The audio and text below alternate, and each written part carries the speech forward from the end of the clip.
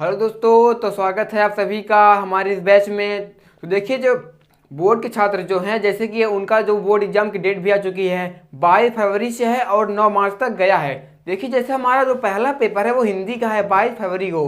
तो देखिए, बच्चे सोच रहे हैं यार क्या क्या इंपॉर्टेंट है, हम क्या क्या पढ़ें। देखिए, आप हमारे साथ इस बैच में जुड़े रहिए। हम आपको ऑल सब्जेक्ट में सारे इंपॉर्टेंट क्वेश्चन आपको बताएंगे, यहाँ पास हल कराया जाएगा। तो आप हमारे साथ इस बैच में जुड़े रहिए। तो देखिए, आज हम समझेंगे कि हिंदी गद्य में क्या क्या इंपॉर्टेंट है, कि कौन कौन से कवि आते हैं, कौन कौन से कवि आने की संभावनाएं हैं। तो देखिए, यहाँ पर हमने 5 कवि के नाम लिखा है। जयशंकर प्रसाद जी हैं, रामचंद्र शुक्ल जी हैं, डॉक्टर राजेंद्र प्रसाद जी हैं, भगवत चट्टोपाध्याय जी हैं, पद्मलाल पुन्नालाल बख्शी जी हैं। देखिए, इनमें ये पांचों इंपॉर्टेंट है। ये पांचों पिछले वर्ष में पेपर में आए हुए हैं। देखिए, जो गद्य में है 4 कवि आते हैं ऑप्शनल में, जिसमें से आपको एक करना रहता है, और पद्य में भी आते हैं 4, जिसमें से आपको एक करना रहता है। लेकिन हम पद्य में बाद में बात करेंगे, पहले हम बात करेंगे गद्य की। देखिए, गद्य में हमने यहाँ पर 5 लिखा है, 5 में से 4 ऑप्शनल में आना तय है। तो आपको जयशंकर प्रसाद जी मोस्ट इंपॉर्टेंट है, क्योंकि ये हर साल आते हैं, और रामचंद्र शुक्ल जी ये भी आपको इस साल भी 2024 में भी इन दोनों को, ये दोनों कवि आपको 2024 में भी देखने को मिलेगा। ये हमारी गारंटी है, ऑप्शनल में आपको जरूर देखने को मिलेगा। तो देखिए, अब हम इसमें ये भी डिस्कशन करेंगे कि इसको लिखना कैसे है। देखिए, कुछ बच्चे बहुत डाउट रहते हैं आप कैसे लिखे कि आपको पूरा नंबर मिल जाए। मतलब आपको एक पहले फ्लू चार्ट बनाना है। अगर आप फ्लू चार्ट बना लिए, उसमें फ्लू चार्ट मतलब कैसे, आपको इनका जैसे जन्म हो गया, मृत्यु हो गया, जन्म स्थान कहाँ हुआ, इनका रचनाएं कौन कौन सी हैं, मतलब बेसिक जो उनका है, पहले आप एक क्रम से ऐसे लिख लेंगे। उसके बाद जो एग्जामिनर होता है वो कॉपी चेक करेगा, वही देखेगा और आपको 5 अंक दे देगा। तो अब देखिए, अब हम समझेंगे कि इसे लिखना कैसे है। ये पहले आपको इनकी जो है बेसिक जो इनकी जानकारी है, जैसे जन्म, जन्म स्थान, मृत्यु, पिता का नाम, इनकी मतलब जो शिक्षा योग्यता है वो सब, ऐसे आपको पहले बेसिक चीज़ें, इनकी जितनी बेसिक चीज़ें हैं पहले वो आपको लिखना है। देखो, हम इसी को कहते हैं, हम लोग फ्लू चार्ट कहते हैं। समझ गए फ्लू चार्ट। अब देखिए, जैसे इनका नाम हो गया, जन्म स्थान हो गया, जन्म कहाँ हुआ, शैक्षणिक योग्यता क्या है, पिता का क्या नाम था, लेखन विधा क्या है, और मृत्यु कहाँ कहाँ हुई। तो ये सब इनका जो है बेसिक ज्ञान है। तो इसी को हम कहते हैं फ्लू चार्ट। अब देखिए, जो इनका नाम है जयशंकर प्रसाद है। अब भाई हम उनका लिख रहे हैं तो उनका नाम है यही होगा। अब देखिए, इनका जो जन्म हुआ है 1889 में हुआ था। कहीं कहीं इनका जन्म 1890 मिलता है, लेकिन आपको 1889 ही लिखना है।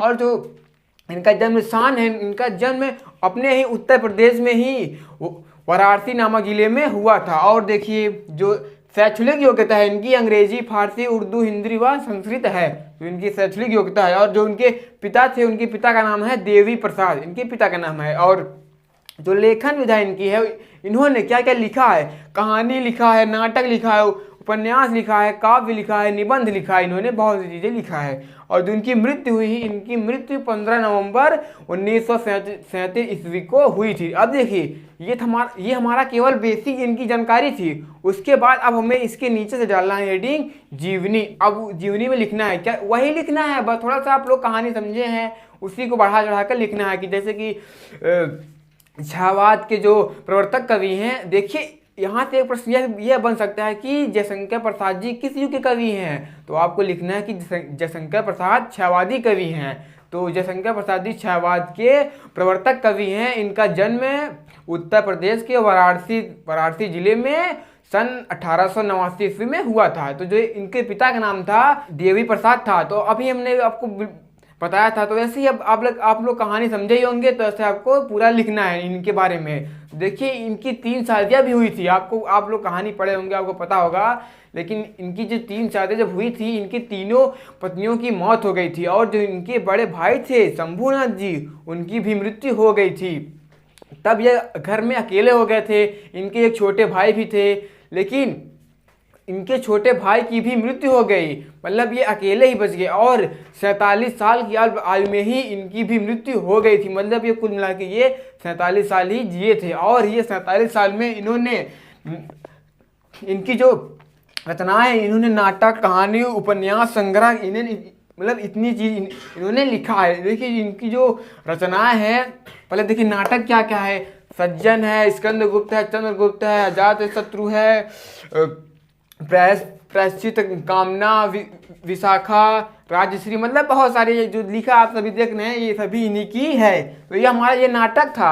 अब कहानी अलग है, देखिए नाटक अलग है, कहानी अलग है, काव्य संग्रह अलग है और उपन्यास अलग है। देखिए जो इनकी काव्य संग्रह है, जो कामायनी है, ये आपके परीक्षा में पूछता है कि कामायनी किसकी रचना है, तो कामायनी जयशंकर प्रसाद की है। और क्या है, काव्य संग्रह है। तो आपको ये इनमें जो इम्पोर्टेंट रचना है वो आपको ध्यान देना है। देखिए इनकी सारी रचनाएं हमने लिखा है, आप देख सकते हैं। इनकी जो उपन्यास भी हमने लिखा, कंकाल और तितली और इरावती। देखिए जो इनकी उपन्यास जो इनकी हैं वो दो ही हैं, जो तीन है वो अपूर्ण है, वो मतलब वो पूर्ण नहीं है, इसीलिए मतलब तीन मानते हैं लेकिन दो मतलब दो पूर्ण है, लेकिन जो तीसरी है वो अपूर्ण है, वो पूर्ण नहीं है। तो इस प्रकार से हमारा जो गद्य है, गद्य में हमने जो आपको कवि बताए हैं, चार कवि में से हमने आपको एक लेकर समझा विद्या के कैसे लिखना है।